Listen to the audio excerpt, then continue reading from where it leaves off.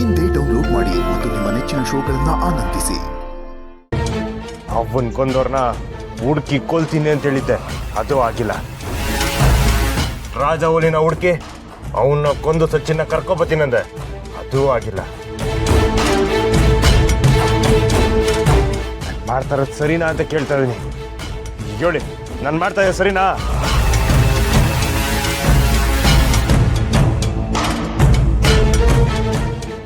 ಕೈಲಿ ಆಯ್ತಲ್ಲ ಬಿಟ್ಟವ, ಸಾನೆ ನೋವಾಯ್ತೈತೆ ನನಗೆ ಕೋಪ ಬರ್ತೈತೆ.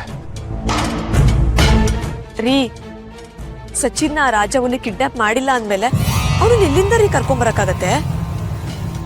ಸಚಿನ್ ಸಿಯ ಸರಿ, ಆದ್ರೆ ನನ್ನ ಬಂಗಾರ ಅನ್ಕೊಂಡವ್ ನಿನ್ನ ಬದುಕಿ ಅವನಲ್ಲ.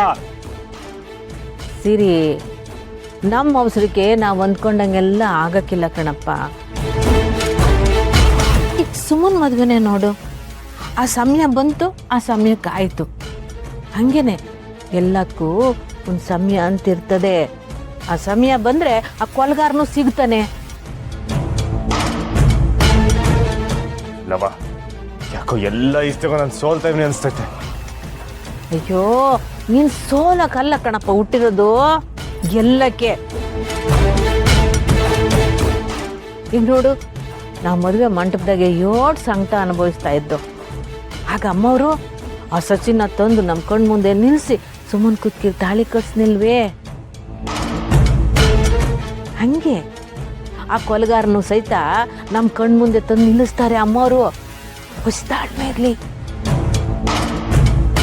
ಹೌದು ರೀ, ಎಲ್ಲದಕ್ಕೂ ಕೊನೆ ಅನ್ನೋದಿರುತ್ತೆ.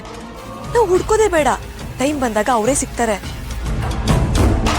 ಅದೇಯ ನೋಡಪ್ಪ, ನೀನು ಇದ್ರ ಬಗ್ಗೆ ಶಾನ ತಲೆ ಕೆಡಿಸ್ಕೋಬೇಡ.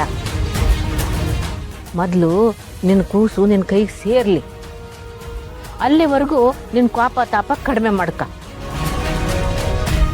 ನೇಹ, ಹೋಗವ, ಹೊಸಿ ಕುಡಿಯೋಕೆನಾರು ತಕಬ ಹೋಗು. ಸರಿಯವ್ವ.